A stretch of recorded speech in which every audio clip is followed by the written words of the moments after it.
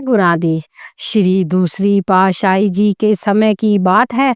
महाराज जी ने परीक्षा के लिए एक दिन जो उनके पास महात्मा जन थे सभी को प्रभु जी ने फरमाया, खजाने में पैसा नहीं है, लंगर का खर्च भी बढ़ता जा रहा है।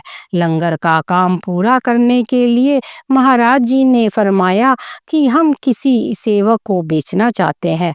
जिसको बिकना हो हाथ ऊंचा कर ले। ये सोच लो किसी सेठ के आगे बिककर नौकर कहलाओगे, उसकी हर तरह की सेवा करनी पड़ेगी।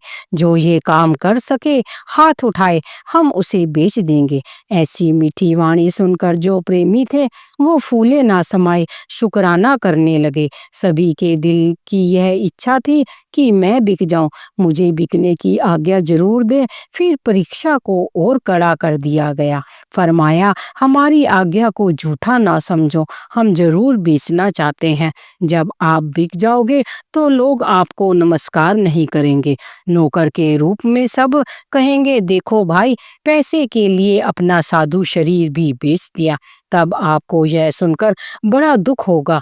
फिर इस मन को कैसे समझाओगे? लेकिन वैसे ही सेवकों की ऊंचाई भी है। कैसा प्रेम अपने मालिक के प्रति है। जितने भी महात्मा जन वहाँ थे उन्होंने श्री चरणों में प्रार्थना की, ये मेरे सद्गुरु, मन भी आपका और तन भी आपका, आप जहाँ चाहे रखें। यदि मन धोखा देने लगेगा भी सही तो हम उसकी बात नहीं मानेंगे। महात्मा जी ने विनती की, परमार्थ में सबसे बड़ा दुश्मन मन है, इसलिए दाता जी हमें ये शुभ अवसर जरूर प्रदान करें। महात्मा जी ने नम्रता पूर्वक विनती की, हमें सुअवसर दें कि जो शरीर गंदगी का थैला है गुरु की आज्ञा में काम आ जाए। अरदास की, दाता जी हम तो आपके दास हैं, आपकी जैसी इच्छा हो वैसे ही अपने पास रखना।